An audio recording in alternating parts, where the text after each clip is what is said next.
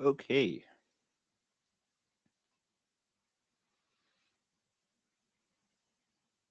All right, we do need a note taker.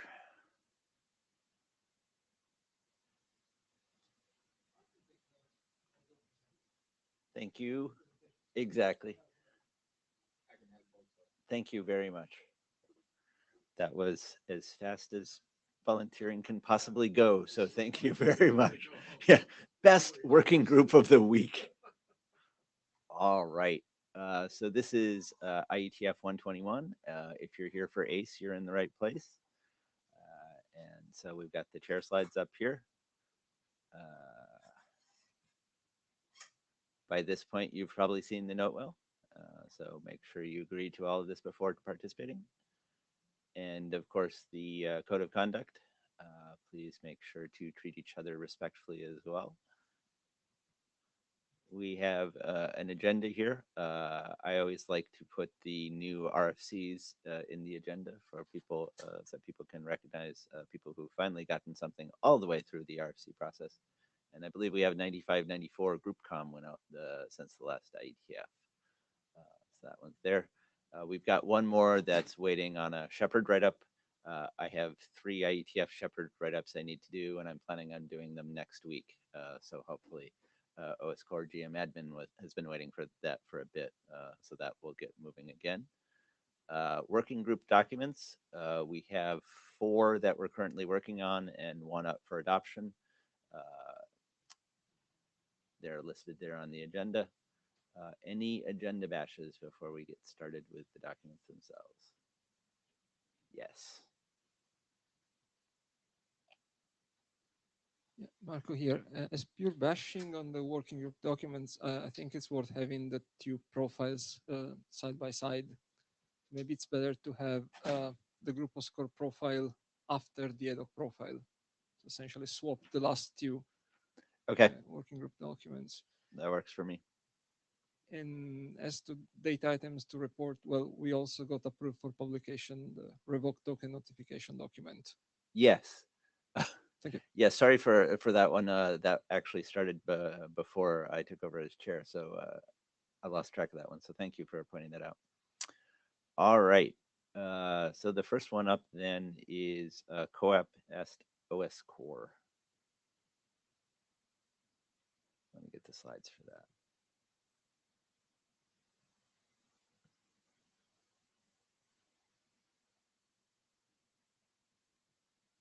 All right, I saw the request to approve. Where'd that go? Oh, there it is. Good.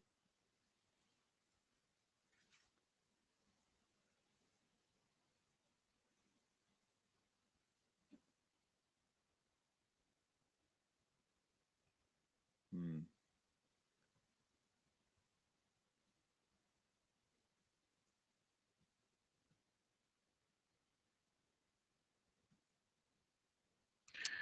See the Yes. Can you hear me well? Yes. Okay, perfect. Could you pass me the control over the slides, or should you flip them? I can flip them for you. Okay, sounds good. Thanks. So, hi everyone. My name is Malisha, and I'll be presenting the updates to the EST OSCORE draft. This is a draft that specifies how to protect EST payloads with OSCORE. Next slide, please. So we published the 0.6 version on 21st of October, mainly following the review by ESCO. So I will take the opportunity to thank ESCO for his excellent review that he sent sometime in August to the mailing list. I fixed some issues throughout the document based on this review, and the review resulted in a total of 26 GitHub issues. So this is great. So it really which means that it really improves the document. Out of those 26, 9 are already closed, and the remaining issues are open for discussion. So, which brings me to the goal of today's presentation, and this is to present some of the most notable open issues. So, I only have a couple, given the time constraints and the proposal to go forward. But then all the other issues are open on GitHub, and we went through them with the co-author team and have proposed the next steps based on each issue that was opened as a follow-up of the ESCO's review. So next slide, please. Next slide. So the first issue I will discuss today is regarding the protocol support in HTTP co-op proxy section. So as you could see from this figure on the left here, the draft currently takes in many options. So DST client can support either OSCORE or DTLS to initiate the co-op exchange. So this is a remnant of an old version of the draft that was before it was even adopted, and it really means that it complicates the spec. And since this spec is really about EST OSCORE, we propose as co-authors to remove the support for DTLS in this leg between the EST client and co-op to HTTP proxy, such that we simplify the flow and rely exclusively on OSCORE. So we already have a draft for carrying EST over DTLS, this not a draft, an RFC 9148. And this specification would exclusively be devoted to the carrying EST over OSCORE. So this is the current proposal, which we believe will simplify the spec and help us resolve one additional issue that was opened by ESCO in GitHub. Next slide, please. So the second issue I would like to discuss today is regarding the content format identifier when responding to the SKG endpoint. As a reminder, SKG is server key generation. So a client invokes this endpoint when it wants a server-side key generation to happen. And there is currently, currently as it is specified in the draft, it means that we are kind of hard coding what content format identifiers are going to be sent in response. This is in the CBOR section of the optimizations of the draft. As a reminder, there is a CBOR kind of section and ASN.1 section. So what we are doing is that ESCO noted an issue that we are hard coding the content format identifiers, and that it would be good to allow, as the protocol allows, the negotiation of the content formats through the co-ops accept option. So the way forward for this one is pretty simple in my opinion, and it's to rewrite section 432 in order to have analog paragraphs to the current section on ASN1 and make sure that the text is compatible with the negotiation through the accept option. Next slide, please. The next issue is on handling the trust anchors databases. Like EST OSCORE, there is an implicit and an explicit trust anchor database enabling the client to authenticate the server. So right now we have some text in there that is not completely compliant with RFC 9148. And we would like ideally just to reference RFC 9148 on the requirements and how these two databases are populated.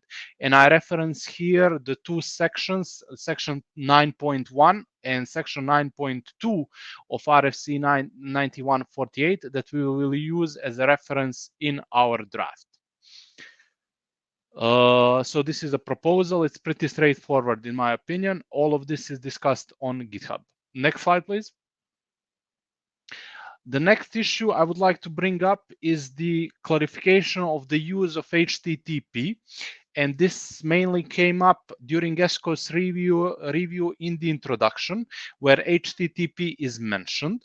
So ESCO was confused how the EST client, or whether the EST client might use HTTP apart from co-op, which is not possible with this spec.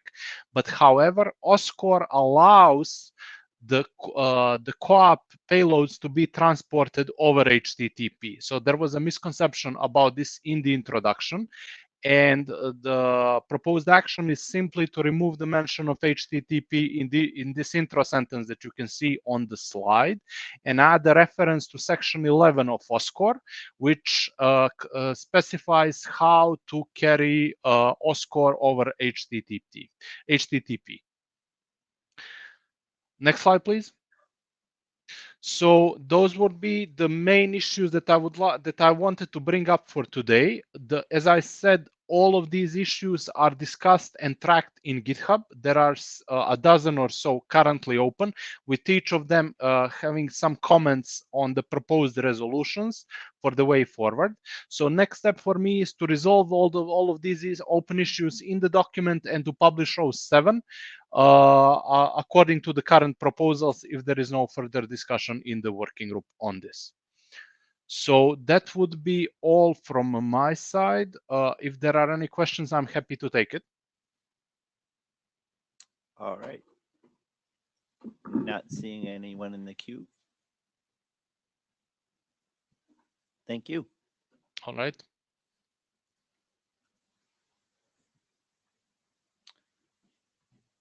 All right. Next up is the Ad hoc OS core profile, which we just got slides for.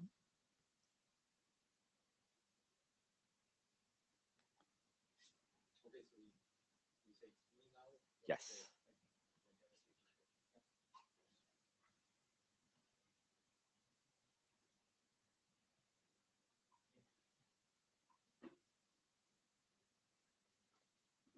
Right. Yes, thank you, and hello everyone. So I want to present some updates to these profile ways for the EDOC and OS core protocols, where EDOC is used for key establishment and OS core for actual secure communication. Next slide, please. So just to give an overview, this is a new profile of the ACE framework. Again, EDOC for key establishment, and you also use actual EDOC ED items for performing the upload of the access token. And then you proceed by using OS core for secure communication based on the generated key material that EDOC provides you. And this is an example workflow. So you can see on the left-hand side, it's the communication between the authorization server and the client, where the client requests a token as typical in ACE. And after that, the client will initiate EDOC communication with the resource server.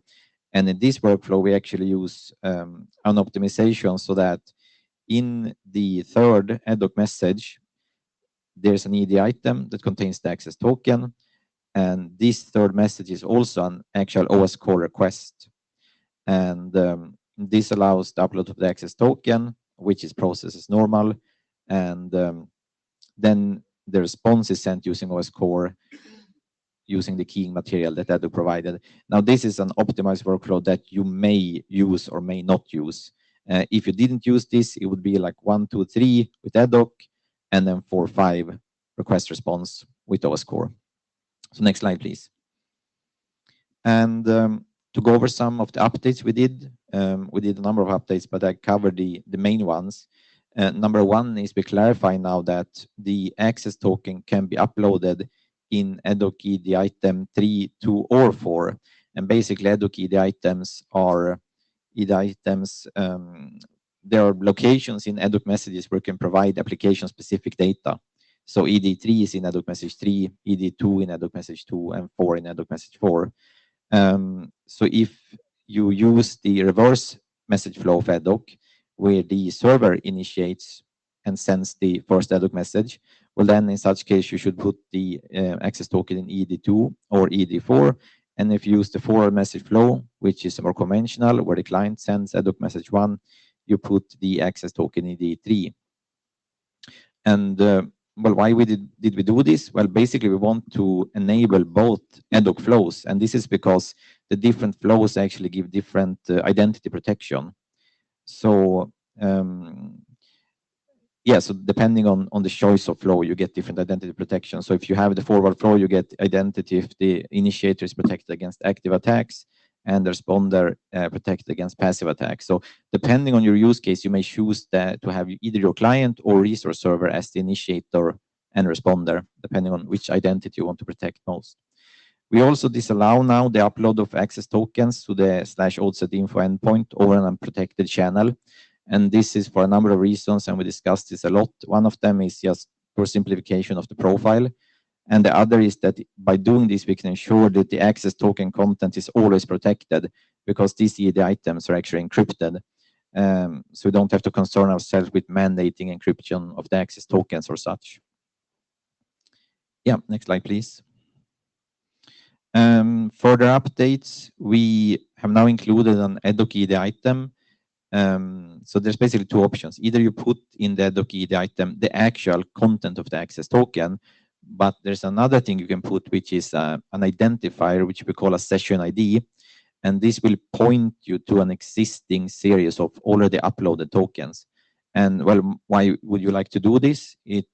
Because if the access token has already been provisioned to the RS and is valid, but you would like to establish a new score security context to get new fresh keying material, in that case, the client can actually indicate the session ID in the ad hoc message, thus pointing the RS to the access token.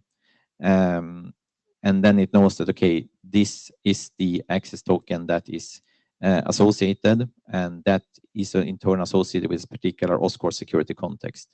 And that is the OSCORE security context for which you should update keying material. Yeah, we also expanded the section about dynamic update of access rights, which wasn't so well defined. It's clear now how this is performed. Basically, it's very similar to other profiles of ACE, but basically the new access token is uploaded using the existing OSCORE security context material. So you actually upload it protected, and after that you indicate in the data the client uploads, basically in the access token information, you include the session ID parameter to indicate which token is to be updated. Yeah, next slide, please. So we also did a lot of editorial improvements and revised examples. And one thing we did in particular was more details on using the ad hoc reverse message flow, because previously we only documented the forward flow in detail. And essentially, the reverse message flow is really aligned with what ad hoc RFC specifies. It starts by the client making an empty post request to the ad hoc resource at the resource server. And this is what's called a trigger request, which will trigger the RS to initiate ad hoc. After that, you actually run ad hoc as normal. It's just that in ad hoc EAD item 2 or 4, you either include the EAD access token or you include the session ID value. And well, if you include access token, the RS must ensure that the access token is valid. And if you include the session ID, the RS must make sure that the access token that this session ID points you to is valid. We also provided more details on when access token can become invalid and for what reasons and what you should do if that happens. So for instance, if an access token becomes invalid, perhaps because of expiration or revocation, the RS must delete the access token associated and also the associated OSCORE security context. And more than that, the RS must notify the client with an error response unauthorized for any long-running requests like observations that are ongoing. Yeah, next slide, please. So to take a couple of next steps that we plan to do, number one is we want to mandate that the access token request and response should be encoded as CBOR. And this is also in the interest of simplifications, because we already stated now that this ad hoc information object must be encoded as CBOR, so we don't consider the alternative of encoding it as JSON. We also had a lot of discussions during the hackathon about proof of possession of the client's private key at the AS. So essentially, when the client sends its authentication credential, it's included in the REXINF parameter of the access token request. And when the AS receives this, it may want to do proof of possession of this key. And there's a number of different approaches on how this can be done. Yeah, we want to include some discussions and guidelines about access tokens for group audiences. And finally, we want a little more fine-grained discussion about what are the privacy and security implications of including the access token in ED2 or 4. Because in the forward flow, well, it's only about ED3, so it's a single choice. But in the reverse flow, you may put it either in ED2 or 4, and there's different implications in terms of how many messages you need and other things we want to explore. So next slide, please. Yeah, that's the end of my presentation. So thank you all for listening. And yeah, any questions are welcome. Okay, looks like we don't have any questions on that one either, so good job.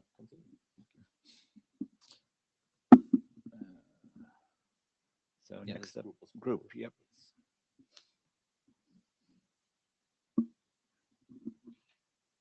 And there you go. Yes, great. So now I would like to switch to another profile of ACE, which is the group OS core profile of ACE. Next slide, please. So what this is about, quick recap. This is for enabling access control for resources at group members. So after you've already joined the group, now you're in the group and we want to have fine-grained access control for resources at group members. So you use Group OS Core as the security protocol between the client and the resource servers. Again, the group joining already happened. This is after you joined. And the access token is bound to the already existing Group OS Core security context you have received, possibly from a group manager, and to the authentication credential of the particular client that is receiving the token. Properties, proof of possession of the client's private key, either when you verify a first Group OS Core request from the client, that's how the resource server gets it, and both the group mode and pairwise mode of Group OS Core are covered, and that's different ways that Group OS Core protects messages. Yeah, next slide, please. So to go over some of the updates we did to this document, first of all, number of editorial fixes and improvements, including, well, lowercase terminology for client, resource server, and such. We aligned the section numbers of referred documents, and we have amended some definitions in the entries of IANA registries. Clarifications in two particular sections about the possibility of using this alternative workflow, where it's actually the authorization server that uploads the token. We just wanted to point out that that's completely possible to use, but that's covered in that separate draft. Clarification in section 4.3 that if an uploaded access token becomes invalid, the client may ask the AS for a new one for enabling access at RS. A small clarification. Next slide, please. Yeah, further clarifications, more details on the resource server verification of access rights when receiving a protected request. And we also spelled out what the RS looks for and uses to retrieve the stored access token to check. Yeah, section 8, that's a new section, guidelines on using multiple profiles, because again, this is the Group OS Core ACE profile, but you may want to use other profiles in parallel, for instance, the EDOC OS Core ACE profile or the OS Core ACE profile. And the goal is that, you know, you may want to communicate with Group OS Core, but you also want to have OS Core communication with individual peers or resource servers. Problem, the client can't negotiate a profile to use when requesting the access token. There's no such functionality, but there still is a way the client can ask for a specific profile to use for that token. And the suggestion we provide here is that you use a particular value of the audience in the access token request. So for instance, if you put audience RS1 GP OSC, well, that's an indication that you want to use the Group OS Core profile. But if you put something like RS underscore OSC, that's rather an indication that you wish to use the OS Core profile. So this is a way the client can provide hints to the AS on a desired profile to use. Next slide, please. Yeah, we prevented some very unlikely ambiguities where a client can be a member of multiple OS Core groups under different group manager, and all these three criteria hold, and that is the same group identifier is used in all groups, and the client is using the same OS Core sender ID in all groups, and the client using the same authentication credential in all those groups, which can happen, and that is a corner case we must handle, and that is now handled in the text. So what would happen then practically? Well, the client can obtain two access tokens, T1 and T2. And both of these would be tied to the same triplet of GID, SID, and AuthCred-C.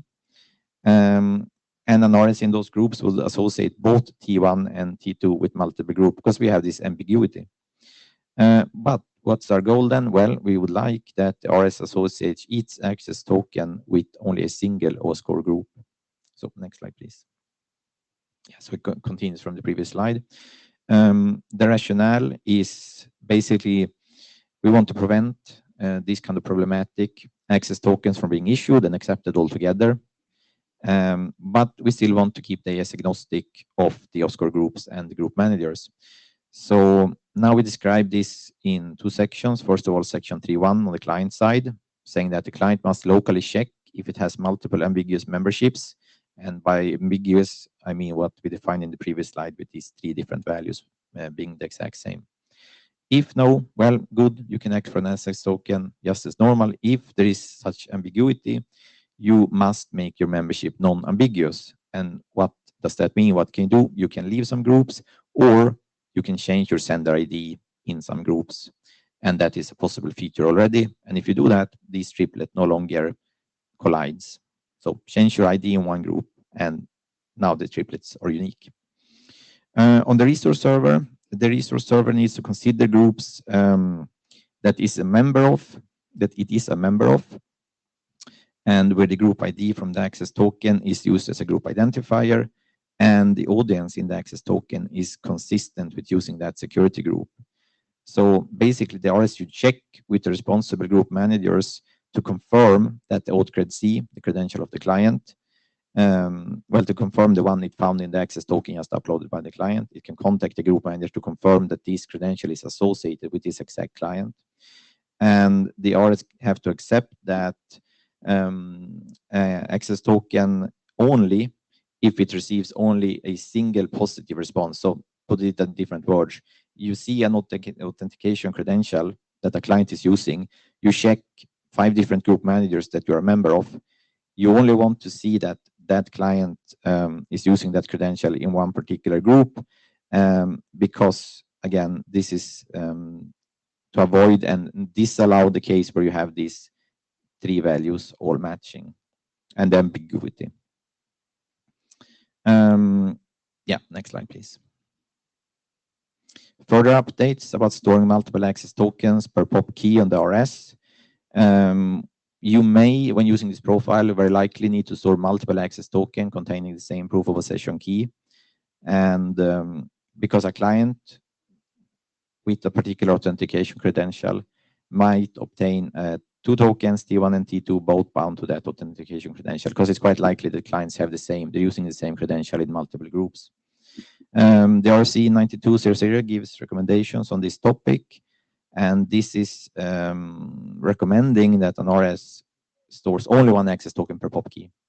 And at IETF 120, Tim asked us to clarify about any possible security issue with this deviation, allowing storing multiple, multiple access tokens with the same POP key.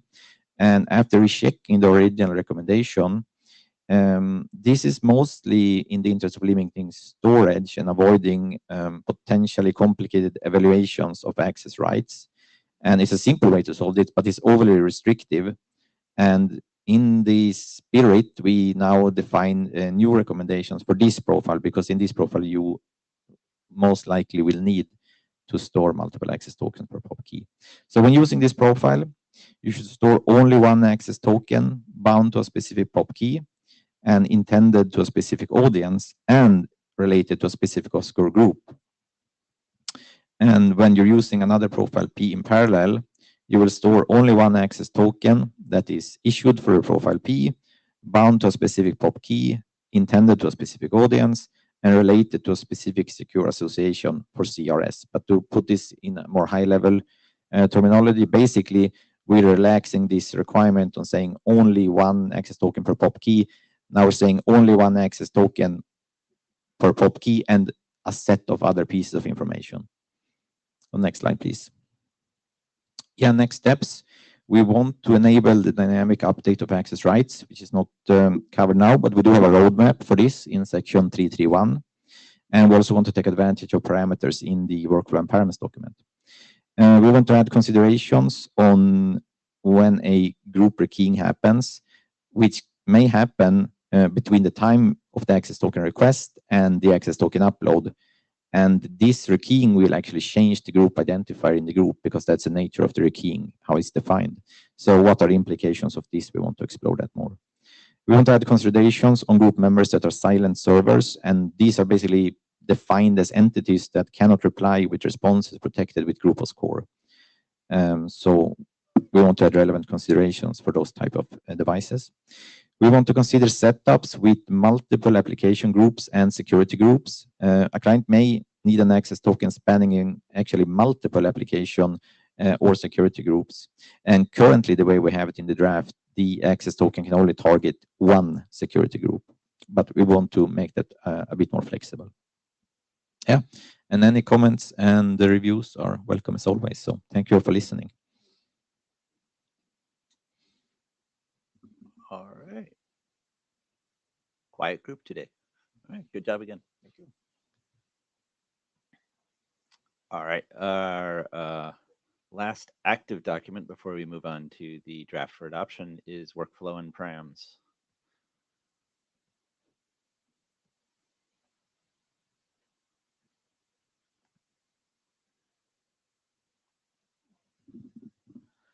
Hey, hi everyone, this is Marco. This is a working group document on updating the ACE framework as its workflow and number of params, now in version 3. Next slide, please. Yes, better now? Ah. That's interesting. That's interesting. Yeah. Better now? Good? Okay. Yes, as a recap, this document is proposing an update to the main ACE framework RFC 9200 on 5 main points. At the moment, I don't expect them to further grow. One is the main one actually is the alternative workflow for the upload of the access token, where instead of the client uploading the access token to the resource server directly, the authorization server uploads the token to the resource server on behalf of the client. That's preferable in some setup depending on the network condition. Of course, you don't have to use that necessarily, but in principle, it's available to use.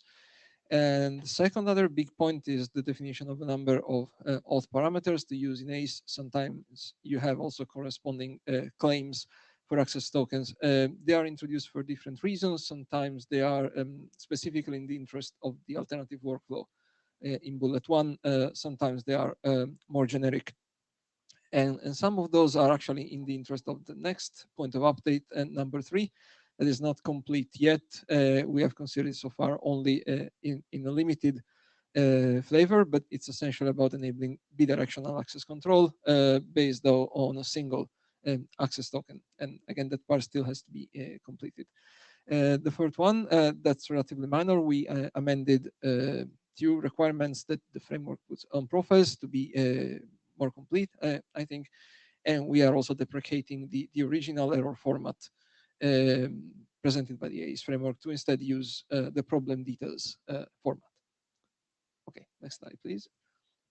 Right, as an overview of the updates, a lot of editorial things, largely inspired by a number of ISG reviews received for another document, but still started to apply here and there. The main thing editorial is that the appendix B that used to collect notes and placeholders for things to do have become much shorter and consider the updates made in this version. I also noted that one term that generally we introduce here and then we can specialize in some profiles, token series wasn't really completely defined, so it should be better now in the terminology. And then, well, more than editorially, I noticed some inconsistency in the naming RBED, of course, but it seemed that ACE in the first place names audience in different ways depending whether you're talking about the message parameter or the claim, audience or AUD, and I realized only when working on this update. So now that's fixed for the actual original audience information and for the related new parameters and claims we are defining. Next slide, please. Right. The main points of these updates are about 3 new parameters that we introduced. The parameter access token is not one of those, but we have added the mandatory to implement feature for the SHA-256 algorithm, and that's what Roman Danieli recommended to do for the document revoke token notification during the ISG review.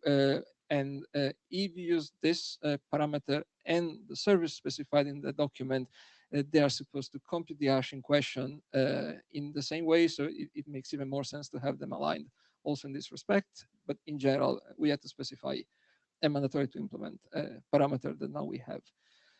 As a new parameter defined here now is token series ID as a bystring. This is not related to the specific. Should I stop here, Carsten?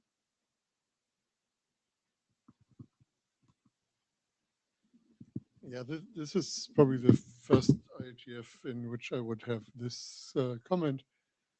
Is it still the case that we consider SHA-256 to be around by default everywhere? Yes. Yeah. At least in most of the groups that are hanging around. SHA-3 is kind of interesting. It's not widely, there's no impending transition from SHA-2 to SHA-3. SHA-2 is still just fine. Is this still a valid statement in the time of PQ? It is. Hash functions are largely unaffected because of the fact that they use symmetric cryptography. Yes, I know that, Yeah. but yeah, I mean, yeah. the reason I'm saying this is this has come up like over and over again in lamps. So I think it's a relatively Yeah, well understood point then at this point. again, I said this would be the first IETF where I even would ask this question. Yeah. Because at the beginning of the year, I probably thought what you were thinking. I'm just no longer as certain that this is true anymore. Okay, it's a perfectly valid question to keep asking, but to the best of my knowledge, that's still the state of the art.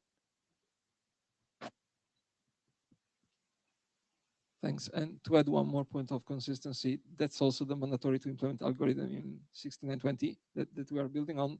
Sure, that can change. We can make an update. All right, back to the first new parameter, token series ID. It's bystring.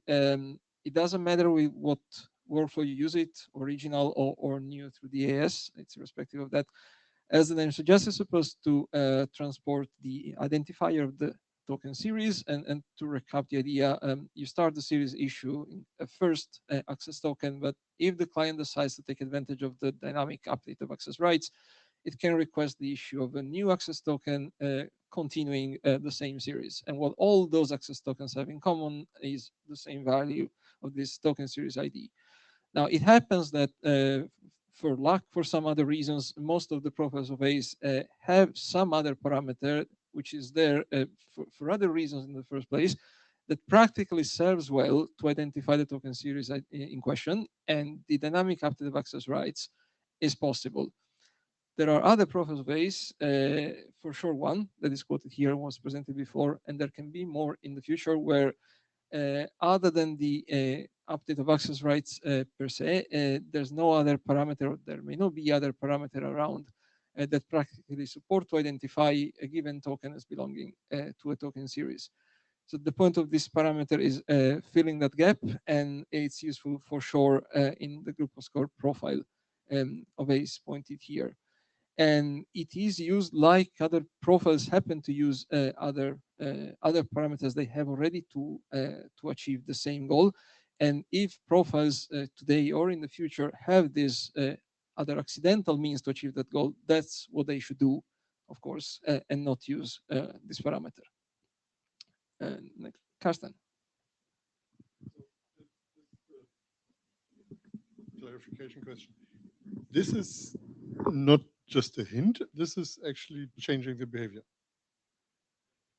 Well, it's enabling a behavior actually. In that particular profile, without that parameter, which is not a hint, it's precise information, you cannot practically update access rights dynamically. So what is the scope of this identifier? Where do we need to get uniqueness? Right. It's here in the slides when requesting the first access token in the series. That parameter with its value is provided to the client in the response. And if the client asks any follow-up access token belonging to the same series to update the access rights, the client includes this parameter in its requests. Then in each token of the series, this information is present as a claim. Okay, so the this token. is scope to a specific client. Yes, and specific token series for that client. Thanks. Okay, and the other two new parameters really go hand in hand and are also supposed to, well, fill a gap if you want that we observe specifically in the OSCORE profile. Well, as part of the ACE workflow that C and DRS engage in, they are also supposed not only to exchange the access token, but also additional information. In particular, in the OSCORE profile, during the token upload, C and RS take the opportunity to exchange each an OSCORE identifier and the nonce. If you want to perform the alternative workflow where the AS takes the duty to upload the access token to the RS, you're basically breaking a direct interaction between the client and the RS. And that would mean that the OSCORE profile, for example, cannot use the alternative workflow. So these new parameters are supposed to fix that for the OSCORE profile in particular, and for possible other profiles that will suffer on that. And as the name suggests, 2RS is supposed to be present in the access token request and to specify information from the client. The DAS, when executing the alternative workflow, is supposed to deliver to the RS. Well, from RS instead is supposed to be included in the access token response to the client in case of a successful token issue and upload by the AS according to the alternative workflow, to provide the client with the information produced by the RS. So you can basically bring back together what the alternative workflow is apparently breaking, and it would work also when using the OSCORE profile. The parameters are defined in a general sense, but then in the next slide, I think, yeah, we have a dedicated subsection when we elaborate this in more details with an example considering the use of the alternative workflow specifically in the OSCORE profile and what information you put where at which point in time and how the AS puts the different pieces together again in completing its communication with the client. Okay, next slide, please. Yeah, as next steps, we still have a bunch of things to do. One main thing is Tract issue number 2, opened by a Christian, on additional consideration and guidelines on the use, in particular, of the parameter anchor CNF when the access token is issued for a group audience, so embracing multiple resource servers at once. There's still a lot to do also on the alternative workflow in itself, specifically on what operations the resource server is supposed to do when receiving an access token from something apparently strange, a secure channel shared between itself and the authorization server. And we also found a corner case where the resource server may end up in an ambiguous situation where it cannot be absolutely sure whether a new token series is starting or not. We have already placeholder text in appendix. I think the only remaining text in that appendix describing a fix for that. And then we want to resume on the bidirectional access control point, for which, as I said, we've started, but so far we are only covering a partial, simple configuration with a single AS rather than two. So we have a plan to continue. And till then, please comment, send out reviews. That's very welcome. Thank you. Okay, looks like this is an interesting one. Got a couple of people. I have a question on slide 6. You essentially provide some extensibility there, and I'm just wondering, can you go to slide 6? 6. You expect there to be other forms of identifying resource servers. I mean, it's essentially you're providing a socket into which you can plug different ways of identifying resource servers. Do I get this right? Well, the resource server is still identified via audience as usual. These are not changing anything about that. So the client has to be clear anyway what resource server it's targeting. It's asking the AS, please, if you support this and you're fine with this, go ahead, posting the token yourself.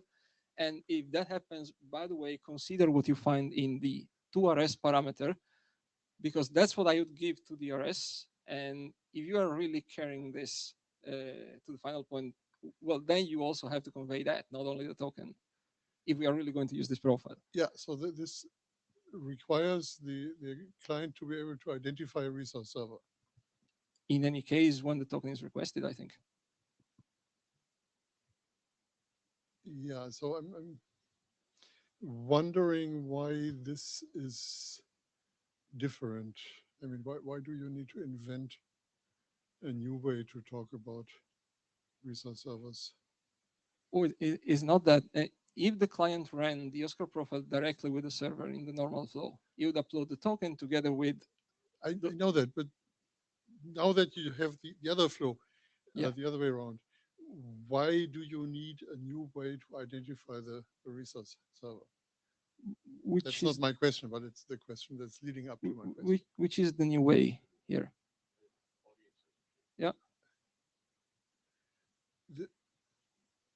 The, the 2RS and from RS encode some CBOR maps with some data. Right. The N1 ID1 that the client would provide itself to RS, while from RS is encoded the N2 ID2 that the RS would provide in its response to the token upload to the client. So do we have maps like this in other places in the profile? Yeah, if the client sent itself a request to the RS, there would be a CBOR map, including the token, N1, ID1, and the response would be a CBOR map, including N2, ID2. So you are essentially reusing that structure. Yes. Oh, yeah. And the namespace and the CBOR abbreviations. Yeah. Good. So that leads me back to my original question, which is, um, do you expect to put other things into this byte string than these maps? Not for this profile if this profile is not updated. Okay. But the parameters in general are byte strings, and it's up to the specific profile to define what exactly should go there and according to what semantics. Yes. And my question really is, what is the range of extensibility you are envisaging for this byte string? So what are other people going to plug in there? I don't know. So that's why you keep it completely open. Yeah, having it as a byte string felt the most open thing we could have, honestly. Well, using any would be as open. Probably. I'm Yeah, just yeah. wondering whether this mechanism is needed or useful. I mean, it's there, you can use it, it's not wrong at all. I'm just wondering whether it's maybe a little bit more mechanism than is needed for this. Okay, well, we can take that offline. Interesting. Thanks a lot. Thank you. All right, Dave. Yeah. Hey, Marco. Dave Robin. Couple things. I will spare you all the details of the review, but the first one that came to mind is, and this is trivial, but we got to come up with a name other than alternative workflow, because tomorrow there will be an alternative. Yes. So naming is hard, but we gotta come up with a name. So that's a little thing. But the main thing is when I was reading section 4, this whole reverse scope thing, two authentication servers, one authenticate. It blows my mind to think that the authentication server for a resource server knows anything about my willingness to accept conversation coming the other way. How dare he say what my scope is? I mean, it's a whole interesting topic. Now, the two authentication servers is just TBD in the document right now. That's where it gets sort of interesting, because my authentication server is the one that says what I'm willing to do. That would, anyway, combining these two things into one token is going to be an intriguing topic. And in other words, saying it's a lightning rod for lots of debate over a long period of time, because this is the first time we've ever, that I've seen, tried that concept of one token that contains scopes in both directions. Because I don't see how that doesn't require some sort of coordination between the two ASs, because that's not my AS. He has no right to say what I will do. My AS does. So I'm intrigued by the subject, but I'm worried that it's going to be a poison pill of this proposal. So I would love to see it as a separate draft, conceptual. Should we even do this? Is this a good idea? Let's talk about it. It's a big deal. So I think I to avoid burdening this otherwise wonderful draft, I think that section should be considered to come out. The other thing was that there was this marvelous little paragraph you stuck at the end that was about the client might not necessarily be ACE aware. Right. I know somebody suggested that you put that in there. But that one paragraph is not enough because it needs to be expanded on. Because right now when I read it, it's a kind of a head scratcher. I know what it means, but maybe other people don't. So we need what it is a clueless client. This is just it right now it implies that he might even be, it says it's not an ACE client. That means he might even be using HTTPS or something. No, it's still, CBOR, DTLS. It's just not ACE aware. In other words, a fully secure client with credentials and everything, DTLS, but he just doesn't understand tokens, i.e. he's shipping today. It's just a light switch that's turning something on. It's secure, but he doesn't know anything about these tokens. So the idea is to deliver his token for him to the RS, so that he can just come to the RS and say, hey, set, poke, whatever.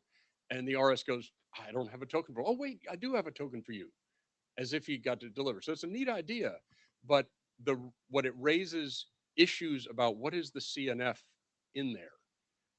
Because if this is a clueless client, doesn't know about tokens, how is that confirmation that this is the right client? Because it's obviously that token has to be client bound because it can't just be for anyone. So how is that binding happen? It was done with the confirmation claim in there, but how does this client is kind of clueless. He's not going to do pop back and forth or challenge response or anything like that. So at the very least, we need to say that the AS needs to know what kind of CNF can be put in there and put it in there.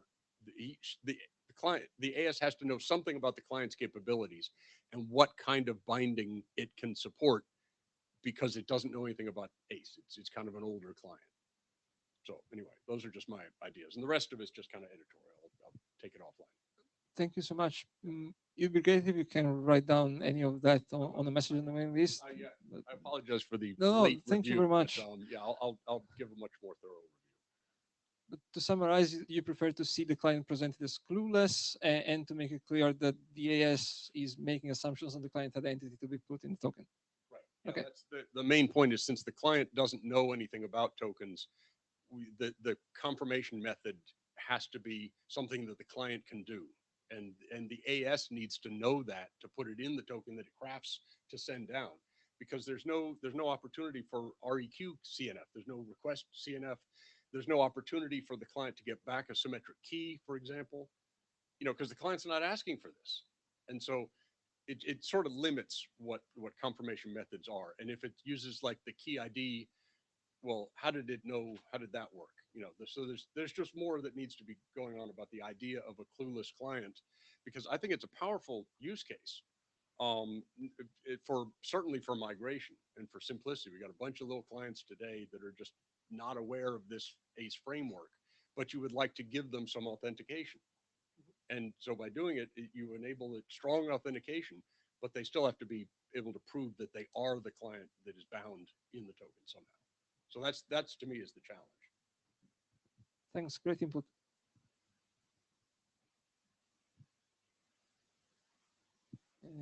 That's the end of the queue for now. Okay. Yeah, then I was done at least. Okay. With this presentation. This was your last slide, I think, actually. All right. Okay. I think I'm next. Yes, no it's your comments. new, Yeah. the AuthCred DTLS, right? Yeah.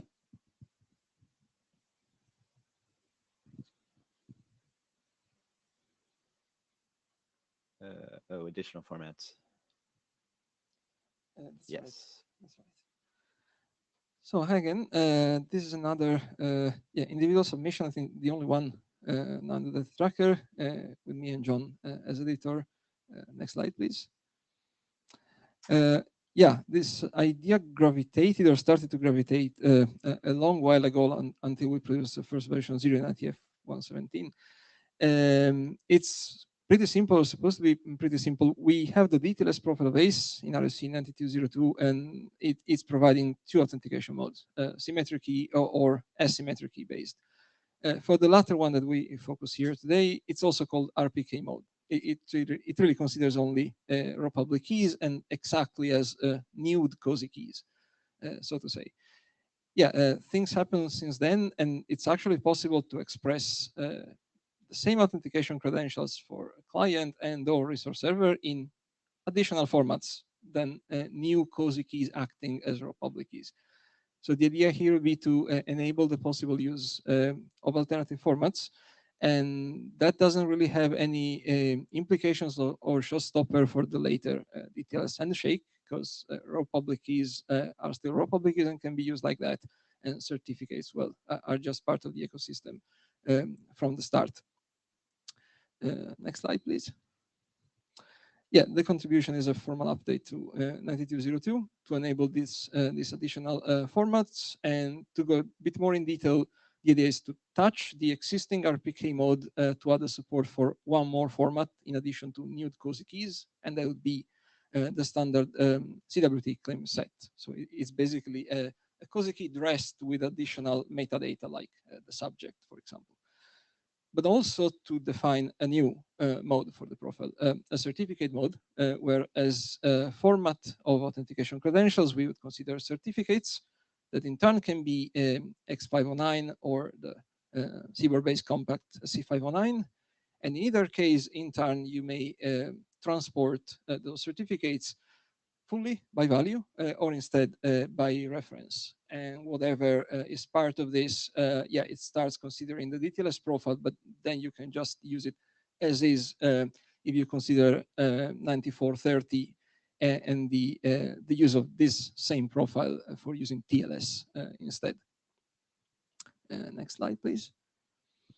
Okay, the mechanics is pretty simple. It's really about using parameters corresponding claims in the access token request and response, or in the token respectively. And the IANA section of this document is actually empty because all the parameters that we need for doing this are already defined in the EDOC underscore profile that was presented before, because that profile needed them first. So there's a lot of recycling that we can conveniently do here.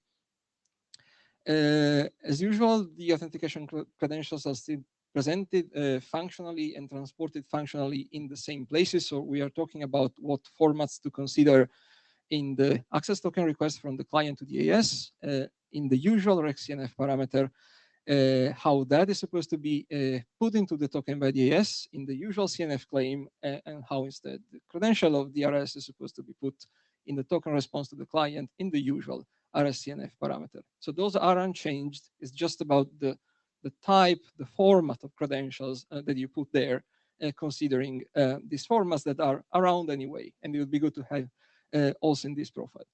A nice thing that is also possible to do is that if you stick to the RPK mode, you can have hybrid combinations. So you can still use, like in the original idea, both keys as nude cozy keys, or both as CCS, or the mix. You can go for the certificate mode using one certificate of one type, one of the other, or the same, or you can even mix the modes. You may consider one mode for one credential and the other mode for the other. It would work. Next slide, please. Right, these are just selected examples for the draft. This is the RPK mode using the new format of authentication credential, CCS, and the only practical difference, as you can see, is the exact type of credential signal on the left in the access token request as value of the rec CNF parameter. It's a CCS in its canonical form, and that appears on the right again into the token, cut down for brevity, of course, while on the red box you can see as value of the RSCNF parameter, as usual, a CCS value, and that's the credential of the resource server as a CCS. And next slide, please. And this is a corresponding example following exactly the same structure, where instead we are in the new certificate mode. Certificates are X509, and you have on the left the one for the client, on the right the one for the server using the X5 chain type. Next slide, please. All right. As a summary of recent updates, other than editorial stuff, yeah, we updated the titles. I noted it was quite misleading. It's not that we are defining additional credentials; we are defining additional formats of credentials, those that I presented before. And there was a major revision on the details of the examples in CBORD diagnostic notation to apply a number of fixes that were applied anyway recently in several drafts. So now the examples should be correct and also according to the expected style and convention. Next slide, please. Okay, I went through this before, but we try to make it very clear in the text that the latitude that you have in terms of sticking to the same mode or mixing the mode, and within the same mode, sticking to exactly the same thing for both C and RS, or instead mixing things. You have these degrees of freedom, basically. When it comes specifically to the CCS as type of authentication credential, well, we also had to be more precise with what the expectation is in a CCS, and in particular, the CBOR map must include CNF, that in turn has to include a COSI key. We think it's appropriate, considering the authentication involved here, to expect as a should the presence of the subject claim, but anything else really is supposed to be optional according to the philosophy of the CCS. Next slide, please. Yeah, as the last point of updates, until the previous version, we already had the certificate mode, but with certificates possible to transport only by value, which is what you may want to do, of course, but especially after asking over and over multiple tokens for the same entities involved, that become tedious and results in a lot of overhead, of course. So you may want to resort to references that you can do, because again, we had already planned for registration in other documents parameters for credential types that are certificate by reference, and now they are added for use in the document already. So X5T, X5U for the X509 certificates, C5T, C5U for the C509 certificates. And you have a selected example on the right of request and response using an exchange with the X509 certificates by reference, a truncated hash with X5T.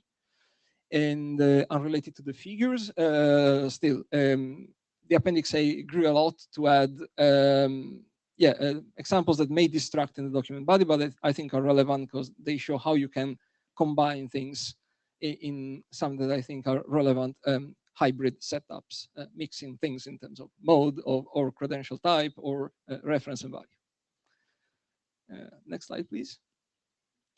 So we have one main thing that is actually relevant to having the document, I think, and there is already a to-do note at the beginning, considering the RPK mode that now is supporting, as usual, the new COSI key, but also the CCS.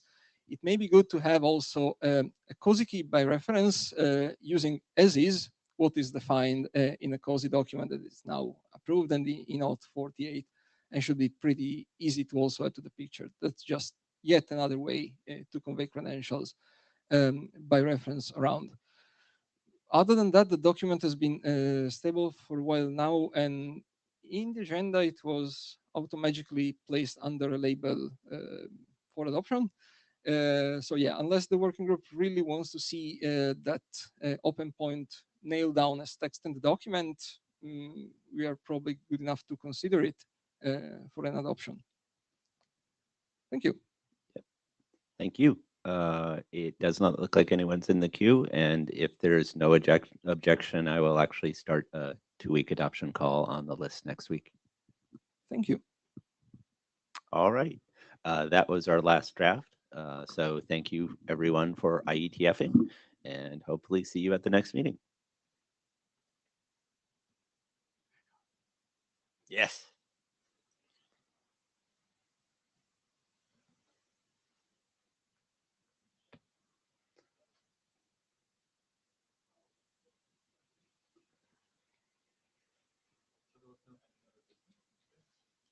Oh, if there is, and I cut you off, we could try to do it, but yeah, I guess not. I always assume that those end up in agenda bashes, but yeah.